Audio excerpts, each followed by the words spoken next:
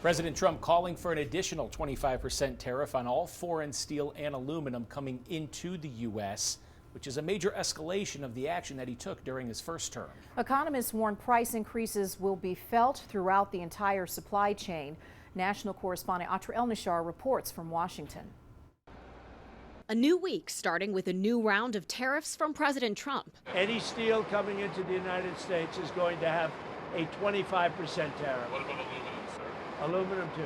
Essential materials for building cars, buildings, appliances slapped with another import tax. The U.S.'s biggest foreign suppliers aren't adversaries, they're allies and neighbors. In his first administration, President Trump imposed tariffs on steel and aluminum, but exempted Canada and Mexico. Not this time. I think the impact on increased steel prices will be significant. And keep in mind, if steel prices from imports increase, it gives the domestic industry a chance to increase their prices as well. Economists agree the president's trade strategy will pass the burden of higher import taxes onto consumers who are already struggling with inflation.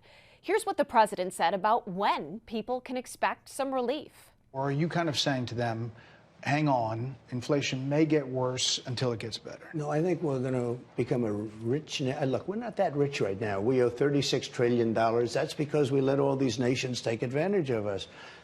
Same thing, like $200 billion with Canada. We owe $300. We have a deficit with Mexico of $350 billion. I'm not going to do that. I'm not going to let that happen. There are already tariffs on steel coming into the U.S. from most countries, but it hasn't necessarily had the desired effect on domestic supply. It really hasn't increased the industry's output. It hasn't made them more efficient, more dynamic. All the while, American producers of all kinds are vulnerable to retaliation. On Monday, China's reciprocal tariffs took effect, an answer to the White House's across-the-board 10% import taxes on Chinese goods imposed last week. Another price is uncertainty for the private sector, the inability to plan without fear a new tariff will disrupt trade.